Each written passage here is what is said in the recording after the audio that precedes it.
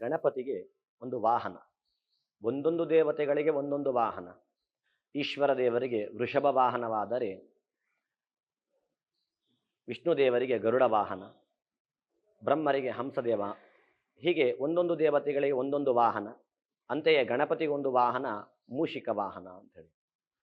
ದುಷ್ಟನಾದಂತಹ ಮೂಷಿಕಾಸುರನು ಸಂಹಾರ ಮಾಡಿದ ನಂತರ ಆ ಮೂಷಿಕನನ್ನು ವಾಹನವಾಗಿ ಅವ ಸ್ವೀಕರಿಸಿಕೊಡುತ್ತಾನೆ.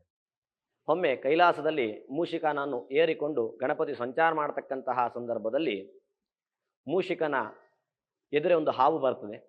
ಹಾವನ್ನು ನೋಡಿ ಮೂಷಿಕ ವಿಚಲಿತನಾಗ್ತಾನೆ. ಆಗ ಎಲ್ಲೆಲ್ಲೋ ಓಡೋಗ್ಲಿಕ್ಕೆ ಪ್ರಾರಂಭ ಮಾಡ್ತಾನೆ. ಆಗ ಅವನ ಓಡುವಿಕೆಯಿಂದ ಗಣಪತಿಯು ಬೀಳ್ತಾನೆ. ಬಿದ್ದಂತಹ ಗಣಪತಿಯನ್ನು ನೋಡಿ ಚಂದ್ರ ನಗ್ತಾನೆ. ನಕ್ಕಿದಾಗ ಸಿಟ್ಟುಗೊಂಡಂತಹ ಗಣಪತಿಯು ಚಂದ್ರನಿಗೆ ಶಾಪವನ್ನು ನೀಡುತ್ತಾನಂತೆ. ನಿನ್ನನ್ನು ನೋಡಿ ನಕ್ಕಿದ್ದೀಯಾ, ನಿನ್ನನ್ನು ಯಾರು ನೋಡದೆ ಹಾಗಾಗಲಿ ಅಂತೇಳಿ ಶಾಪವನ್ನು ಕೊಡ್ತಾನೆ. ನೋಡಿದರೆ ಅವರಿಗೆ ಅಪವಾದ ಬರುವ ಹಾಗೆ ಆಗಲಿ ಅಂತೇಳಿ ಶಾಪ ಕೊಡ್ತಾನೆ. ಆಗ ಚಂದ್ರನು ತನ್ನ ತಪ್ಪಿನ ಅರಿವಾಗಿ ಗಣಪತಿಯಲ್ಲಿ ಕ್ಷಮೆಯನ್ನು ಕೇಳ್ತಾನೆ.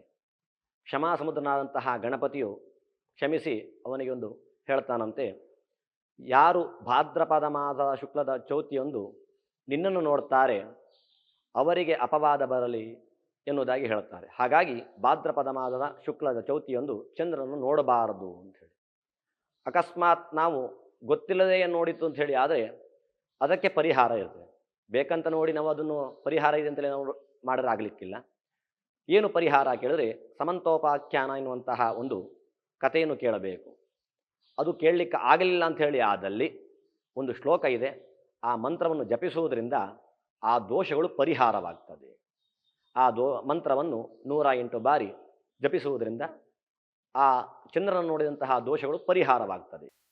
ಸಿಂಹಪ್ರಸೇನಮವಧೀತ್ ಸಿಂಹೋ ಜಾಂಬವತ ಹತಃ ಸುಕುಮಾರಕ ಮಾರೋದೀಹಿ ತವ ಶೇಷ ಸಮಂತಕಃ. ಈ ಮಂತ್ರವನ್ನು 108 ಬಾರಿ ಜಪಿಸಿದಾಗ ಆ ದೋಷಗಳು ಪರಿಹಾರವಾಗ್ತದೆ.